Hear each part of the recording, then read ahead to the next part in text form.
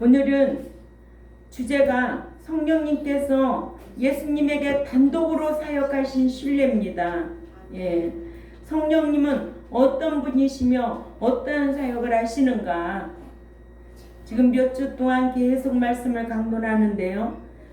성령님께서 예수님에게 단독으로 사역하신 신뢰가 있다는 거예요. 첫째로 성령님께서 예수님을 잉태하게 하셨다. 마태복음 1장 18절에서 20절을 찾아가 읽습니다. 마태복음 1장 18절에서 20절 시작. 예수 그리스도의 나심은 이러하니라. 그 모친 마리아가 그 요셉과 정혼하고 그 동거하기 전에 성령으로 잉태된 것이 나타났더니 그의 남편 요셉은 의로운 사람이라. 드러내지 아니하고 가만히 끊고자 하여 이런 일들을 깊이 생각할 때에 보라, 주의 사자가 그에게 현몽하여 가로되 다윗의 자손 요셉아, 네 아내 마리아 데려오기를 두려워 말라. 왜냐하면 그에게 잉태된 자는 성령에 의하여 된 것이라 하셔서. 아멘. 예, 성령님께서 예수님을 동정녀 마리아에게 잉태하게 하셨고, 이로 보아 성령님은 성부 성자와 동등하심을 알 수 있게 했다는 거예요.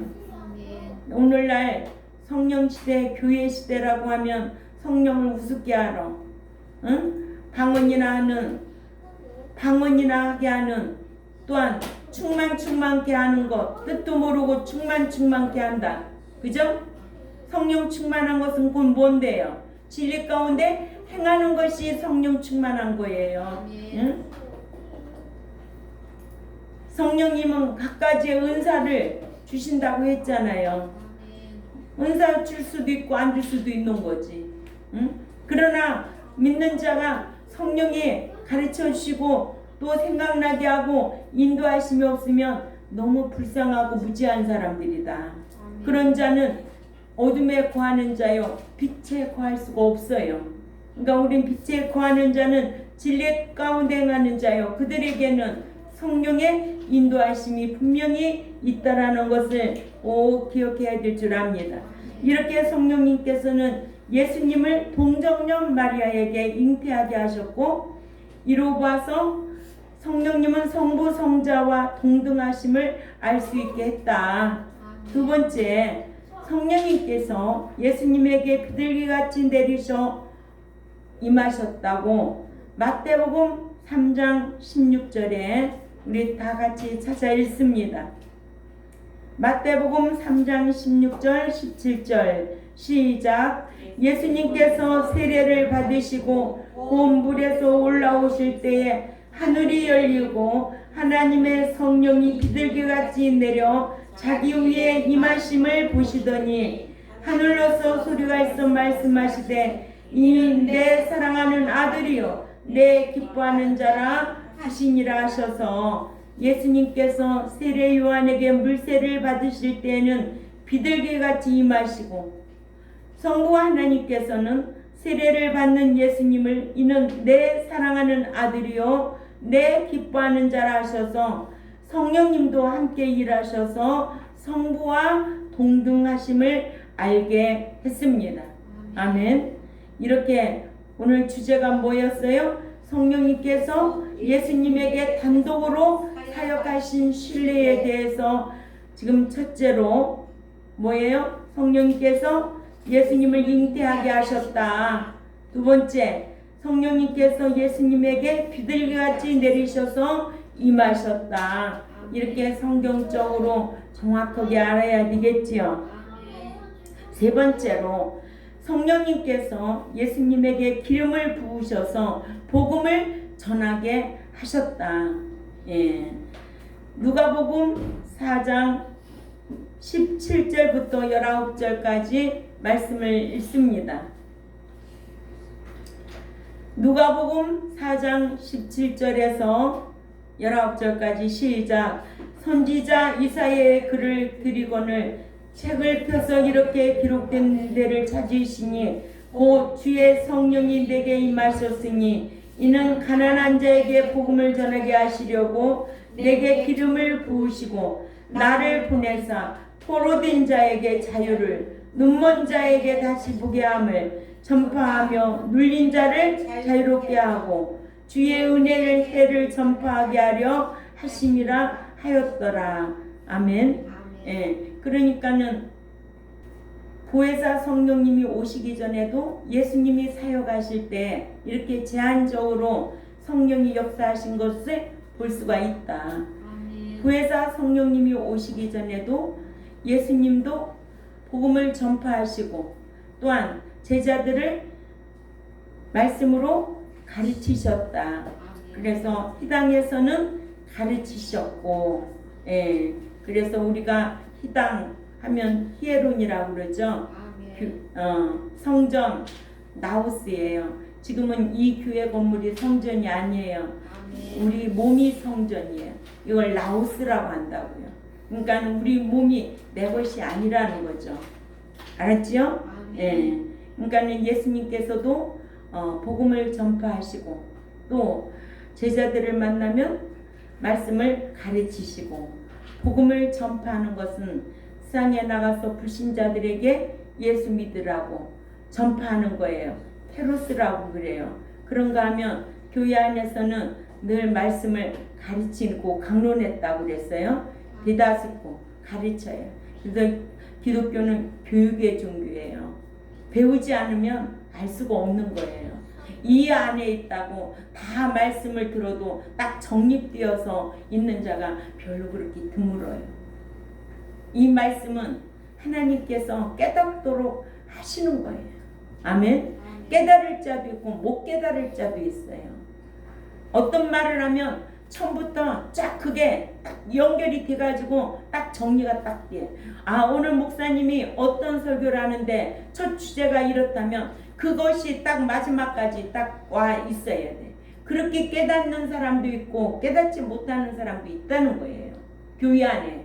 그러니까 교회 안에는 늘 불의의 사람들이 있다. 그죠? 악인도 있고 의인도 있고 또 순종하는 자도 있고 불순종하는 자도 있고 합당한 자도 있고 합당치 않는 자도 있고. 그러니까 내가 어떤 쪽에 있어야 될까? 내가 말씀을 들어도 순종하는 쪽에 있어야지 불순종하는 자 쪽에 있으면 안 돼. 그래서 하나님의 말씀을 들을 때 누구의 말로 받지 아니한 데살로니가 교회는 사람의 말로 받지 아니하고 사도 바울이 말씀을 강론하는데 하나님의 말씀으로 받았다는 거예요. 여기에서는 사람의 말을 하는 것이 아니라 하나님의 말씀만 강론하게 되어 있어요. 하나님의 말씀을 듣고 깨닫고 돌이키고 결단하는 거예요. 내가 이렇게 살아야 되겠구나. 왜? 하나님께서는 신명기 15장 4절에도요. 말씀을 지켜 행하면은요. 가난한 자가 없도록 해주시겠다는 거예요. 응? 그렇게 우리에게 이 땅에서도 복 주기를 원하고 또 영원한 천국에 들어가서 상과 기업이 있어야 된다는 거예요. 예, 그 기업을 바라보고 내가 그 보이지 않는 그 나라에 보물을 쌓고 있는 거예요. 응? 심은 대로 거두게 하는 거예요. 일한 대로 보응하게 하는 거예요. 예? 과연 천국에 내가 보물을 쌓고 가야지. 응? 줄기차게 그런 마음을 가지고 신앙생활하는 사람들이 과연 얼마나 있을까? 예. 하나님은 상으로 다 갚아주신대잖아요. 상으로. 이렇게 세 번째로 성령께서는 예수님에게 기름 부으셔서 복음을 전하게 하셨어요. 그러자 그에게 그 선지자 이사야의 두루마리 책을 드리거늘 그 두루마리 책을 펴서 그에게 이렇게 기록한 데를 찾으시니 곧 성령이 내게 임하심은 내게 기름을 부으시기 위함이며 이는 나를 보내사 가난한 자에게는 복음을 전하게 하시기 위함이며 그 마음이 상한 자를 고치시며 포로된 자에게 자유를 그리고 눈먼 자에게 다시 보게 함을 전파하며 눌린 자를 자유케 하고 주의 은혜의 해를 전파하게 하심이라 하였더라 하셔서 성령님은 예수님에게 기름을 붓듯이 임하셔서 예수님으로 복음을 전하게 하셨으므로 성령님은 성부, 성자와 동등하신 분임을 알게 했습니다. 예. 그래서 우리가 이 성령관에 대해서 배운다는 게 참 귀한 거예요. 알고 있어도 더 정확하게 밝아지게 되어 있습니다. 예. 성령 하나님은 과연 어떤 하나님이신가? 우리가 지난번에 요한복음 20장 22절에 대해서 우리가 강해 설교로 말씀을 들었잖아요. 얼마나 그 말씀에 깊이가 있으면 정말 보고도 또 봐도, 근데 기도 내용 속에 그런 건 하나도 없어요. 예? 얼마나 이 말씀을 묵상하고 정말 오늘날 이 시대에, 교회 시대에 성령의 역사가, 그리스도의 영이 얼마나 내 안에 있어야 될까. 진리 안에 거하는 자는 그리스도의 영으로 인하여 생각나게 하고 가르쳐 주시고 인도하심의 역사가 있다라는 거예요. 이런 성도들이 되어야 될 줄 압니다. 예. 뭐 주일날만 지킨다고 다 되는 게 아니요. 응? 정신 차리고 신앙생활 해야 돼요. 그러니까 믿는 자라고 천국에 다 들어가는 거 아니에요. 믿는 자라고 성령의 인도함을 다 받는 거 아니에요. 예. 그러나 우리는 이 진리를 알고 배우고 행하려고 힘쓰는 저와 여러분이 있잖아요. 예. 그러니까는 조금은 좀 더 자세히, 더 심각하게 생각하고 배운 말씀들을 묵상하고 지켜 행하면 성령의 역사하심이 날마다 삶 가운데 나타나지요. 하나님이 뭐 성령이 어디 뚝 떨어져서 하나요? 사람을 붙입니다. 사람을 붙여. 하나님은 사람을 붙이기도 하고 띄게도 하고. 아멘? 물질도 붙이기도 하고 물질도 띄게도 하고, 악인도 붙이기도 하고 선인도 붙이기도 하고, 내가 어떻게 사느냐 따라서 그 하나님의 마음을 기쁘게 하려고 섬겨드리려고 마음 작정먹으면 그 결단하는 마음 속에 성령이 역사한다는 거예요. 이런 하나님을 내가 모시고 산다 생각하면은 두려울 게 없지요. 그죠? 예. 그러나 마귀는 언제든지 우리를 유혹합니다. 사망에 이르기까지 유혹합니다. 이렇게 성령님은 예수님에게 기름을 붓듯이 임하셔서 예수님으로 복음을 전하게 하셨으므로 성령님은 성부, 성자와 동등하신 분이다. 그래서 사도행전 10장 38절에도 우리 다 같이 찾아 읽어요. 예. 사도행전 10장 38절. 우리 은서가 어디 있나? 아유, 거기 앉아 있구나. 서진이 성경 똑바로 찾아 읽어. 똑똑한 서진인데. 사도행전 10장 38절에 다 같이 시작.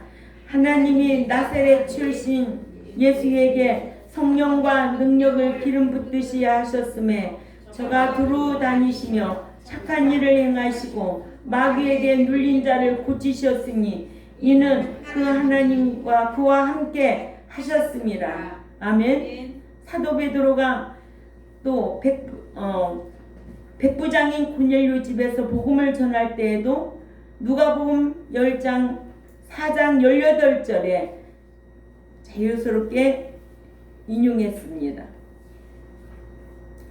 이렇게 성령님께서도 예수님에게 단독적으로 사역하신 것을 우리에게 잘 교훈해주고 있습니다.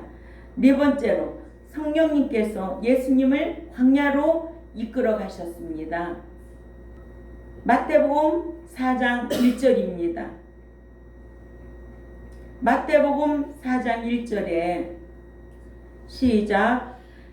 예수님께서 성령의 충만함을 입어 요단강에서 돌아오사 광야에서 40일 동안 성령에게 이끌리시며. 아멘. 예. 마태복음 4장 1절에 그때에 그 예수께서 그 성령에게 이끌려 마귀에게 유혹을 받으러 광야로 가사 하시고, 자, 시험을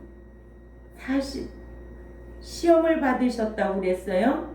예, 마태복음 4장 1절에서 10절까지 보면 시험이라는 단어가 많이 나옵니다.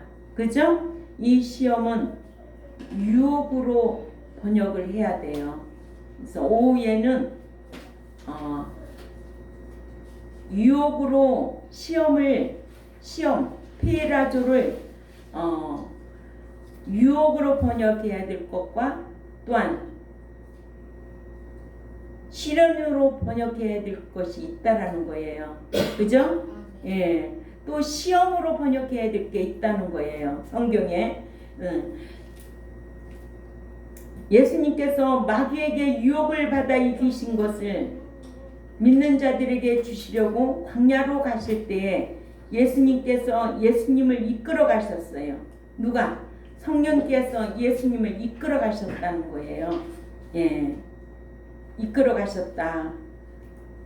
그래서 시험을 유혹으로 역해야 할 경우도 있고, 또 시험으로 역해야 할 경우도 있고, 시련으로 역해야 할 경우가 있어요. 그래서 오후에는 이 시험이라는 단어, 이 단어를 정확하게 자세하게 알아서 유혹과 또 시험과 시련으로 번역해야 될 것을 분명히 알고 또 배워야 될 줄 압니다. 예. 그래서 오늘 말씀의 주제는 성령님께서 예수님에게 단독으로 사역하신 신뢰에 대해서 배웠는데, 우리가 첫째는 뭐였어요? 성령님께서 그렇죠. 예수님을 잉태케 하셨다. 예. 예수님을 잉태하게 하셨다.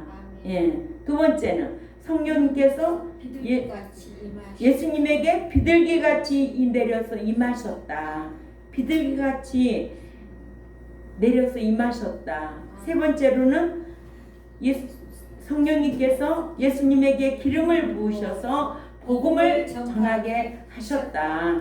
복음을 전하게 하셨다는 거예요. 네. 그러니까는 복음은 아무나 전하는 게 아니에요. 성령의 능력을 힘입어야 복음 전할 수가 있는 거예요. 아무리 말씀이 좋아도요, 저는요 이 말씀이 너무너무 좋아서 이 귀한 말씀을 혼자 들을 수가 없어서 이 전도인으로 나갔어요. 여기 우리 아이들 다 있지만은 저는 밥 먹고 가방 들고 전도인의 생활을 했어요. 응? 이 말씀을 전하고 싶어서 견딜 수가 없어요.